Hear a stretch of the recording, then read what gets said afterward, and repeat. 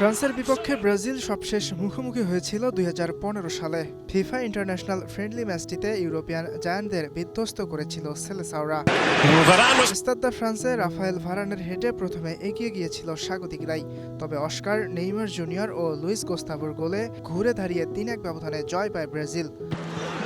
এর ২ বছর আগেও ফ্রেন্ডলি ম্যাচে একে অপরের মুখোমুখি হয়েছিল দল দুটি। সেই ম্যাচেও ফ্রান্সকে ৩-০ গোলে উড়িয়ে দিয়েছিল ব্রাজিল। ফরাসিদের টানা ২ ম্যাচে বিধ্বস্ত করার পেছনে বড় অবদান ছিল নেইমার জুনিয়রের।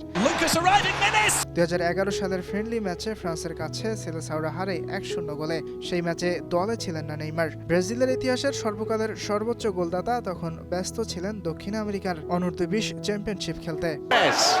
সবশেষ ফ্রেন্ডলি ম্যাচগুলোতে ব্রাজিলের দাপট থাকলেও বিশ্বকাপে সেলেসাওদের জন্য বড় ভয়ের নাম ফ্রান্স। ১৯৫৮ সালের পর থেকে বিশ্বকাপের নকআউট পর্বে ফরাসিদের হারাতে পারেনি ৫ বারের বিশ্ব চ্যাম্পিয়নরা। এর মধ্যে উল্লেখযোগ্য ১৯৯৮ বিশ্বকাপের ফাইনাল। প্যারিসে ব্রাজিলকে ৩-০ গোলে হারিয়ে প্রথমবারের মতো শিরোপা জেতে ফ্রান্স। এরপর ২০০৬ বিশ্বকাপের কোয়ার্টার ফাইনালে জার্মানির ফ্রাঙ্কফুর্টে ব্রাজিলকে ১-০ গোলে হারিয়ে সেমিফাইনালে উঠেছিল ফ্রান্স। ব্রাজিল ও ফ্রান্স এখন পর্যন্ত মোট ১৫ বার মুখোমুখি হয়েছে, যার মধ্যে সমান ৬টি করে জয় পেয়েছে দুই দল। ৩টি ম্যাচ হয়েছে ড্র। প্রায় ১১ বছর পর আবারও মুখোমুখি হতে যাচ্ছে দল দুটি। যুক্তরাষ্ট্রে বিশ্বকাপের প্রস্তুতির জন্য ফ্রেন্ডলি ম্যাচ খেলবে ব্রাজিল ও ফ্রান্স। ইয়াসির আরাফাত সবুজ, স্টার নিউজ।